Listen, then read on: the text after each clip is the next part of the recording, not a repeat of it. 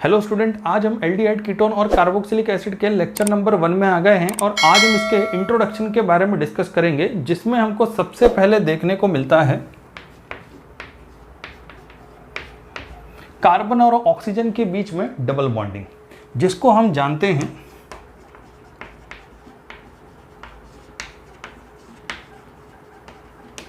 Carbonyl group के नाम से। अगर हम इसके डेरिवेटिव्स की बात करें तभी फर्स्ट अपने को देखने को मिलेगा CHO, जिसको हम बोलते हैं एल्डिहाइड। नेक्स्ट हमको देखने को मिलता है COOH, जिसको हम जानते हैं कार्बोक्सिलिक एसिड के नाम से।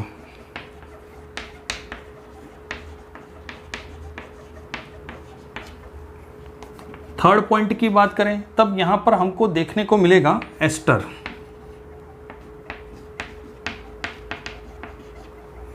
Fourth one is ketone.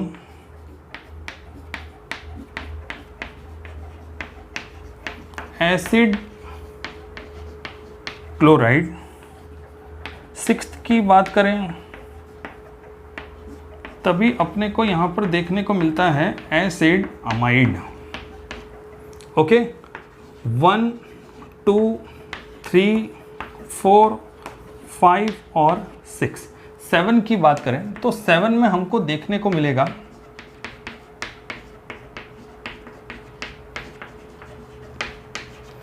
Acid anhydride.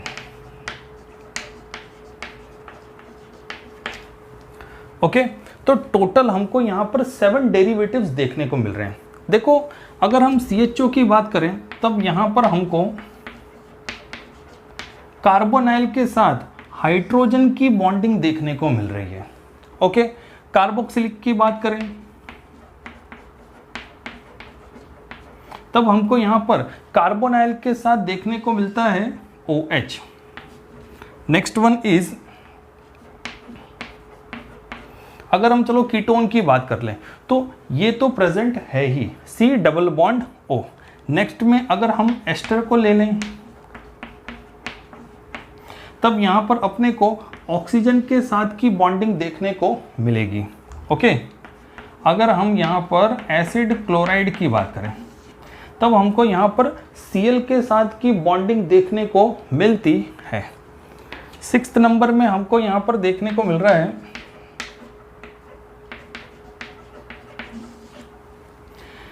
Carbonyl के साथ हमको NH2 की बॉन्डिंग देखने को मिल रही है। और एसिड क्लोराइड में भी कार्बन के साथ ही साथ अपने को ऑक्सीजन तो देखने को मिल रहे हैं और ऑक्सीजन और दूसरे भी कार्बोनाइल्स हमको साथ में देखने को मिल रहे हैं। तो इस तरह से इसको तो अपने बोल देंगे एसिड एनहाइड्राइड। ओके, तो एसिड एनहाइड्राइड हो गया, aldehyde, carboxylic acid, ester, ketone, acid chloride और एसिड अमाइड भी हमने यहाँ पर देख लिए, जो कि डेरिवेटिव्स किसके हैं, हमको देखने को मिल गए कार्बोनाइल ग्रुप के। क्लियर? तो ये वाली बात तो अपने ने कर ली इसी के डेरिवेटिव्स की, जो कि हमको यहां पर देखने को मिलते हैं। क्लियर? तो फर्स्ट आप इसको नोट करो, फिर हम इसी से रिलेटेड इसके यूजेस के बारे में डिस्कस करते हैं।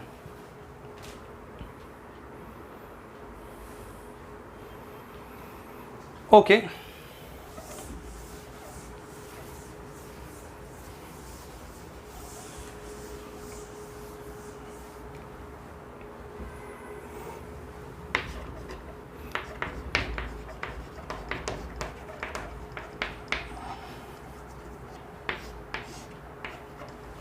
प्लांट्स और एनिमल्स की बात करें तो एल्डिहाइड, कीटोन और कार्बोक्सिलिक का इसमें मोस्ट प्रोबेबली यूज देखने को मिलेगा। नेक्स्ट वन की अगर अपने बात करें सो बायोलॉजिकल प्रोसेस में भी हमको इसका यूज देखने को मिलता है।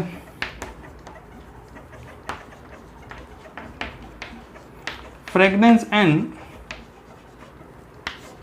फ्लेवर में भी ये यूज में आते हैं। ठीक है, नेक्स्ट की बात करें सो वेनिलीन,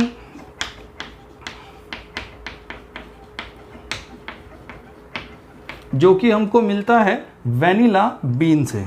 नेक्स्ट वन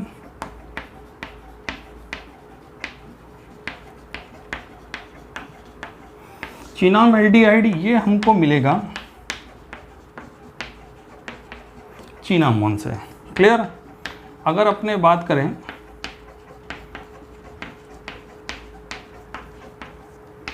सैलिसल्डिहाइड तो ये अपने को मिलता है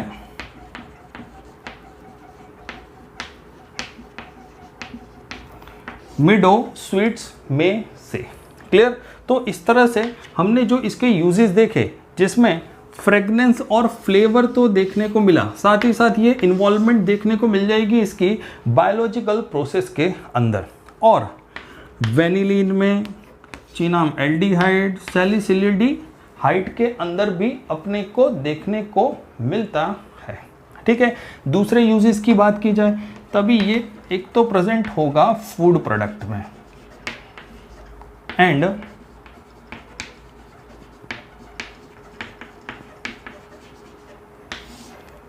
फार्मास्यूटिकल्स में यूज में आते हैं।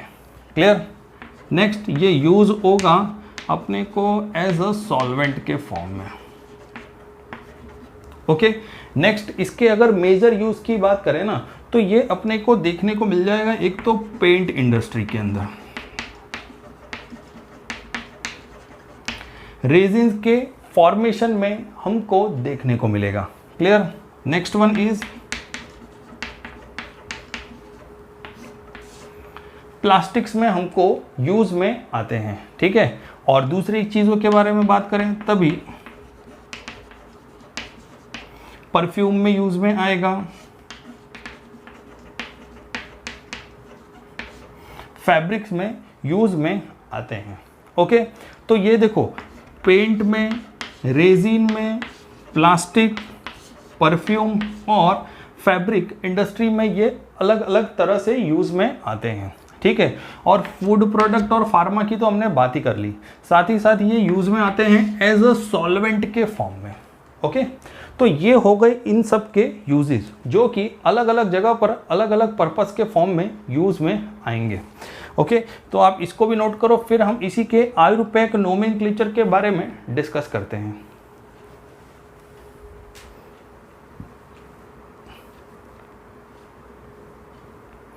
ओके।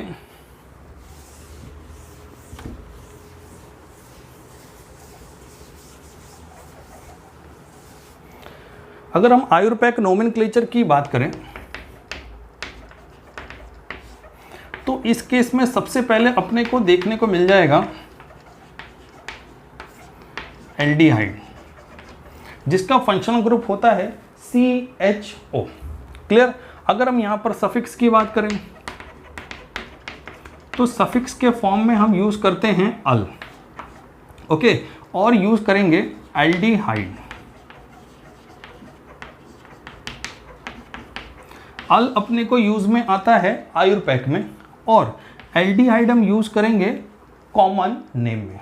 क्लियर। अब यहां पर आप एक और चीज समझ लो, अगर मेरे पास नंबर ऑफ कार्बन एटम्स 1 है तब उस केस में हम यूज करेंगे फोरम, और 2 कार्बन एटम है तब हम यूज करते हैं एसिड। क्लियर। फोरम और एसिड का हमको ध्यान रखना है। अगर अपने इसके कुछ एग्जांपल्स की बात करें तो यहां पर मेरे पास total number of carbon atom 1 है। ध्यान रखना है कि जब एल्डिहाइड हो, कीटोन हो और कार्बोक्सिलिक एसिड हो तो इस केस में फंक्शनल ग्रुप के पास जो कार्बन होता है उसको भी हम नंबरिंग में काउंट करेंगे। क्लियर। तो यहां पर अभी एक कार्बन प्रेजेंट है तो इसका नोमेनक्लेचर आयुर्वेदिक के फॉर्म में देखने को मिल जाएगा मीथेन अल। क्लियर। और अगर हम इसी का कॉमन नेम करें तो मैंने बोला है अगर 1 कार्बन प्रेजेंट है तब तो बोल देंगे फोरम। ओके। तो इस केस में यहां पर हो जाएगा फोरम एल्डिहाइड। अगर मेरे पास 2 कार्बन हो तभी यहां पर अपने को देखने को मिल जाएगा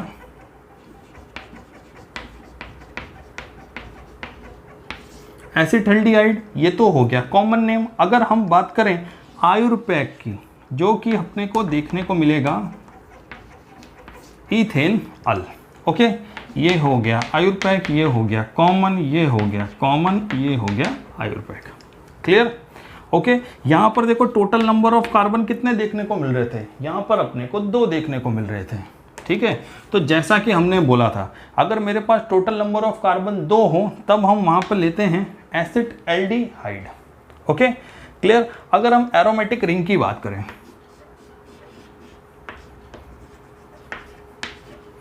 एरोमेटिक रिंग की बात की जाए तब इस केस में मेरे को यहाँ पर क्या देखने को मिल रहा है, एक तो बेंजीन रिंग है और मैंने उस पर क्या लगा के रखा हुआ है, CHO। तब हम यहाँ पर लेंगे बेंजीन एल्डिहाइड। ओके, या तो आप बोल सकते हो बेंजाइल एल्डिहाइड।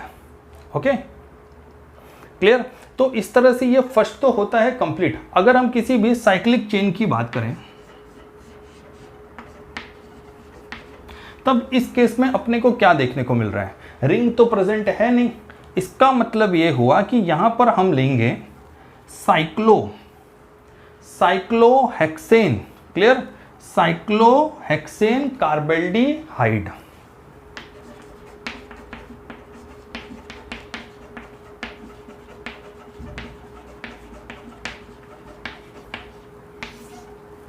Okay, clear. तो इस तरह से ये फर्स्ट वाला तो हो गया अपना कंप्लीट। ओके, तो आप इसको नोट करो, फिर हम नेक्स्ट के बारे में डिस्कस करेंगे जो कि होगा कीटोन।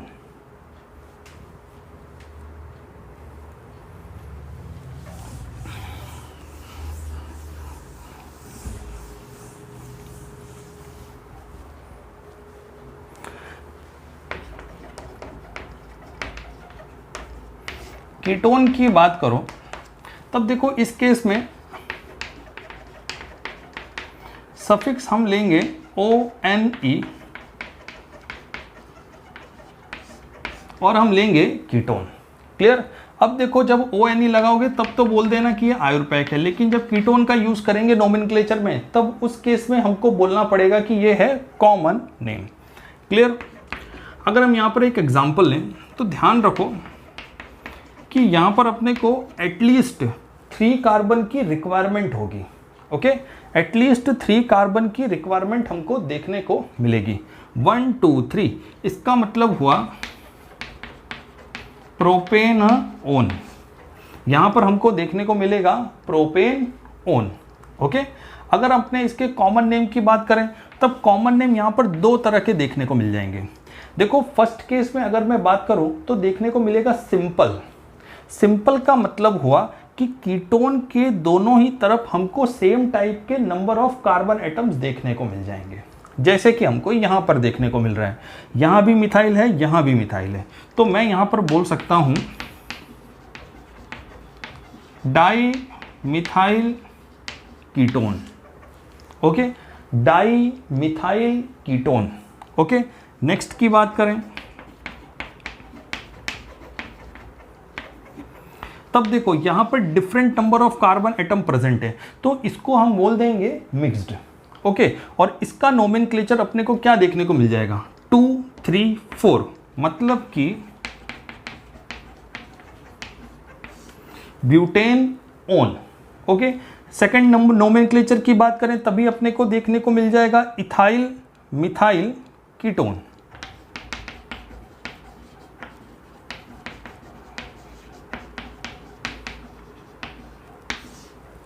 देखो फर्स्ट केस और सेकंड केस में हमको एक चीज का ध्यान देना है कि अल्फाबेटिकल ऑर्डर को हम फर्स्ट प्रायोरिटी देंगे। जो अल्फाबेट में सबसे पहले होगा हम उसको पहले लेंगे और जो बाद में होगा उसको बाद में कंसीडर करेंगे। क्लियर। तो इस तरह से ये हो गया आयुर्पैक, ये हो गया कॉमन, और ये हुआ आयुर्पैक, इसको हम बोलेंगे कॉमन। ओके, तो ये तो बात हो गई कीटोन के आयुर्पैक नोमेनक्लेचर की। क्लियर। अगर हम इसको साइक्लिक स्ट्रक्चर में देखें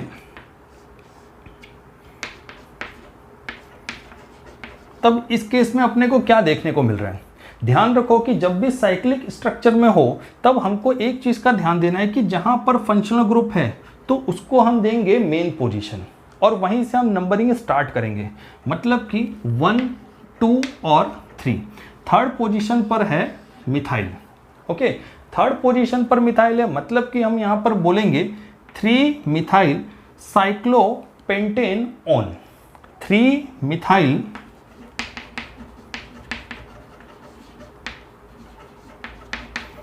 साइक्लोपेंटेन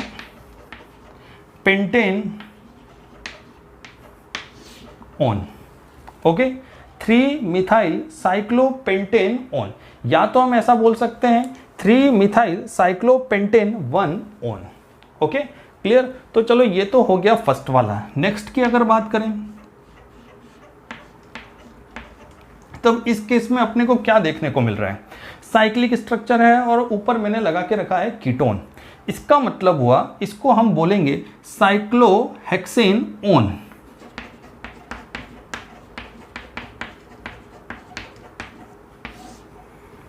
साइक्लोहेक्सेन ऑन।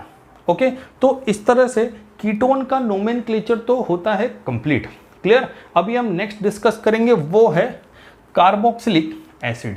क्लियर। तो आप इसको नोट करो, फिर हम कार्बोक्सिलिक एसिड के बारे में डिस्कस करेंगे।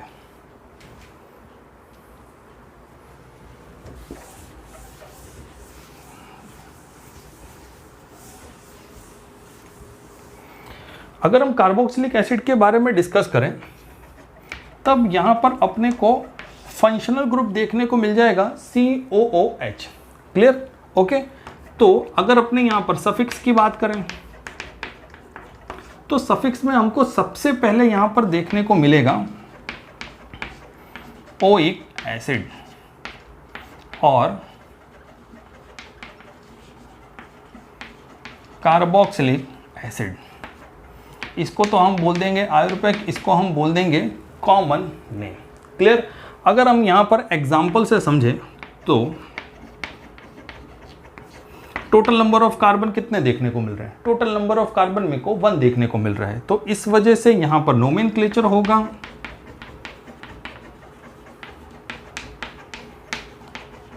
Methanoic acid. ओके, यहां पर अगर अपने कॉमन नेम की बात करें तभी देखने को मिल जाएगा फॉर्मिक एसिड। ये हो गया आयुर्वेदिक, ये हुआ कॉमन।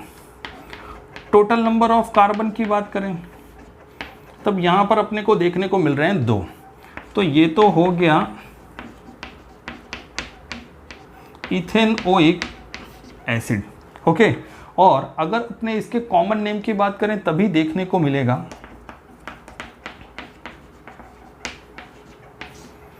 Acetic acid. ओके, अगर अपने यहां पर रिंग स्ट्रक्चर की बात कर लें तब देखो इस केस में अपने को देखने को मिल रहा है कि एक तो अपने पास बेंजीन रिंग है। ओके, और हमने ऊपर फंक्शनल ग्रुप क्या ले लिया है, COOH। ओके, तो इस तरह से इसका नोमेनक्लेचर होगा बेंजोइक एसिड। ओके, इसको हम क्या बोलेंगे, बेंजोइक एसिड इसको बोलेंगे। क्लियर। ओके, तो ये तो बात हो गई कार्बोक्सिलिक एसिड की, तो आप इसको नोट करो। क्लियर। और फिर हम दूसरे नोमेनक्लेचर्स के बारे में डिस्कस करेंगे। ओके,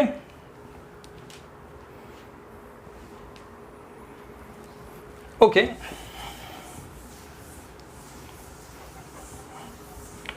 अगर हम इसी के दूसरे नोमेनक्लेचर्स की बात करें तो एक काम करते हैं, इसमें सभी को हम कंबाइन कर देते हैं। जैसे कि CH3CHO COOH। क्लियर। तो ये हो गया एल्डिहाइड का, ये हो जाएगा कार्बोक्सिलिक एसिड का। ओके,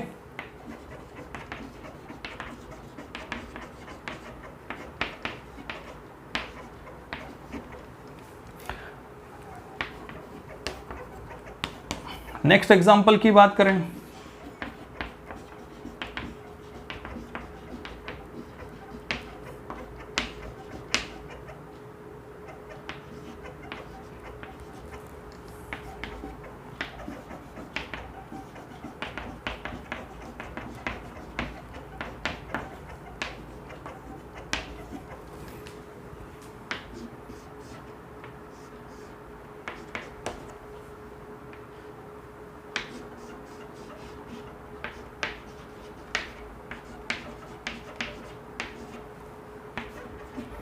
ओके, तो देखो इतने एग्जाम्पल तो अभी अपने ने यहाँ पर डिस्कस कर लिए। अगर हम कुछ और दूसरे एग्जाम्पल्स की बात करें तो वो भी हम ले लेते हैं।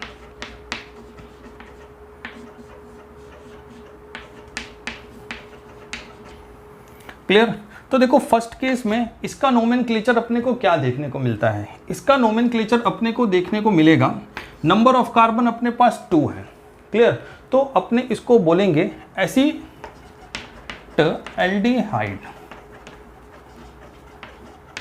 एसिटल्डिहाइड। इसको हम बोलेंगे एसिटिक एसिड। अगर हम इसके नोमेनक्लेचर की बात करें तब अपने को यहां पर देखने को मिल जाएगा टोटल नंबर ऑफ कार्बन है 1 2 3 4, थर्ड पोजीशन पर है ब्रोमो, इसका मतलब हुआ 3 bromo, total number of carbon atom है 4, मतलब कि ब्यूटेन अल। नेक्स्ट की बात करें तब यहां पर टोटल अपने को कितने देखने को मिल रहे हैं एल्डिहाइड, 3 देखने को मिल रहे हैं। ओके, और सेंटर में है अपने पास 3 कार्बन एटम्स। ओके, तब इसका नोमेनक्लेचर होगा प्रोपेन 1 2 3, प्रोपेन 1 2 3 ट्राई अल। ओके, प्रोपेन 1 2 3 ट्राई अल, या तो हम इसको बोल सकते हैं ट्राई कार्बेल्डिहाइड।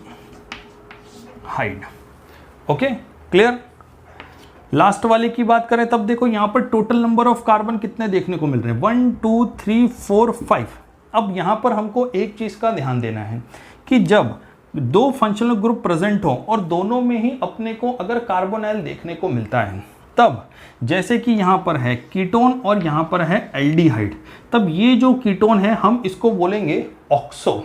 तो थर्ड पोजीशन पर है तब इसको कहा जाएगा 3 oxo 1 2 3 4 5। Total number of carbon कितने देखने को मिल रहे हैं अपने को, टोटल नंबर ऑफ कार्बन हमको यहां पर देखने को मिले 1 2 3 4 5। तो इसको कहा जाएगा पेंटेन अल, या तो आप बोल सकते हो पेंटेन 1 अल। ओके, तो इस तरह से इसका नोमेनक्लेचर तो होता है कंप्लीट। अगर हम इसकी बात करें तो इसको हम बोल देंगे साइक्लिक चेन है, साइक्लिक चेन है मतलब कि हम यहाँ पर यूज करेंगे साइक्लो। टोटल अपने को कॉर्नर्स कितने देखने को मिल रहे हैं 5। ओके, और यहाँ पर प्रेजेंट है अपने को कीटोन, तो इस केस में हम इसको बोलेंगे साइक्लोपेंटेन ओन। ध्यान रखो, साइक्लोपेंटेन ओन देखने को मिलेगा। ओके, इसकी बात करें तो इसको हम बोलेंगे 4 nitro benzaldehyde, 4 nitro benzaldehyde. Okay, इसको हम बोलेंगे, ध्यान रखो ऊपर अपने को CHO देखने को मिल रहा है, मतलब कि इसको सिंपल सा हम बोल देंगे बेंजाल्डिहाइड, और यहाँ पर CHO है तो इसको अपने बोल देंगे बेंजीनोइक एसिड। ओके, तो ये हो गया बेंजाल्डिहाइड, इसको अपने बोल देंगे बेंजीनोइक एसिड। तो ये हो गया इन सब का एक कॉम्बो आयुर्पैक नोमेनक्लेचर जिसमें सभी तरह के हमने यहाँ पर यूज कर लिए हैं। ओके, तो अभी अपने इसके स्ट्रक्चर के बारे में बात करेंगे, तो पहले आप इसको नोट कर लो।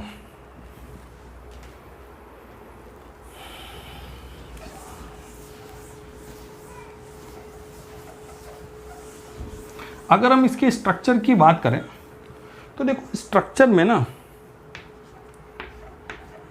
सबसे पहले अपने को देखने को मिल जाएगा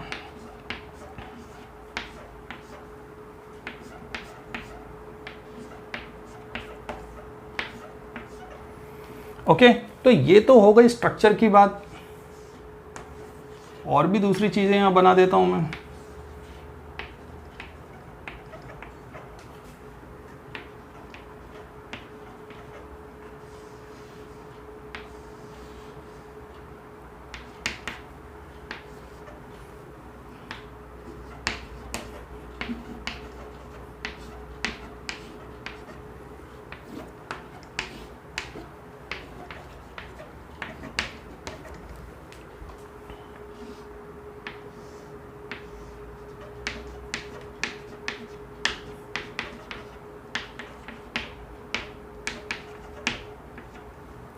ओके, तो क्लियर। यहाँ पर देखो ये अपने ने स्ट्रक्चर तो ड्रॉ कर दिया, और ये हमको देखने को मिल जाएंगे एक ही तरह के सेम प्लेन में।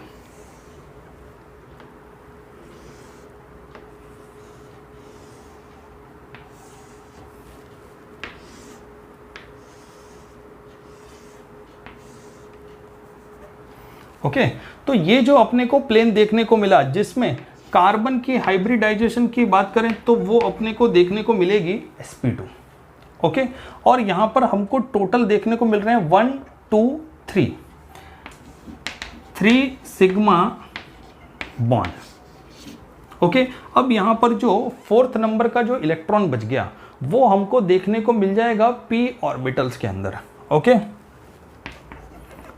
p ऑर्बिटल्स में अपने को देखने को मिलेगा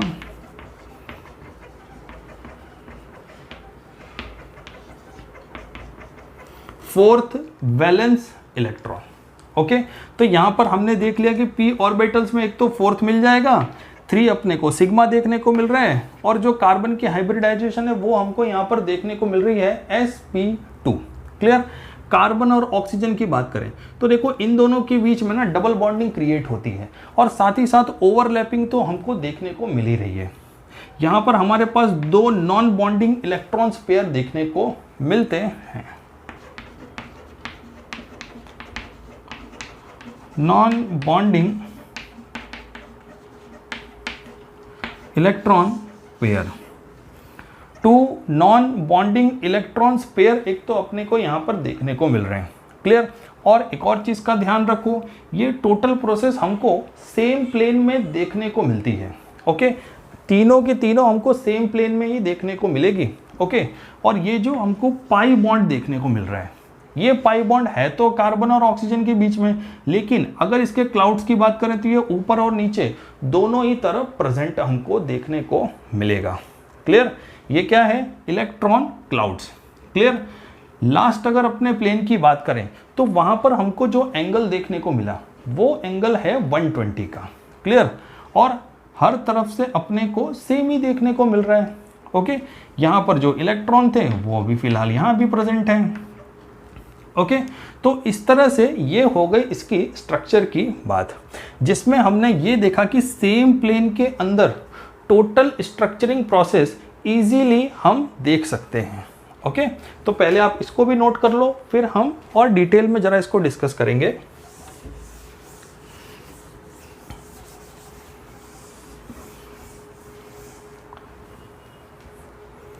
अब देखो, अगर अपने इसके रेजोनेंस की बात करें, क्लियर, अगर हम यहां पर रेजोनेंस की बात करें तो देखो रेजोनेंस के अंदर यहां पर हमको पॉजिटिव देखने को मिल जाएगा, ऊपर अपने को नेगेटिव देखने को मिलेगा। कैसे देखने को मिलेगा तो चलो वो भी देख लेते हैं।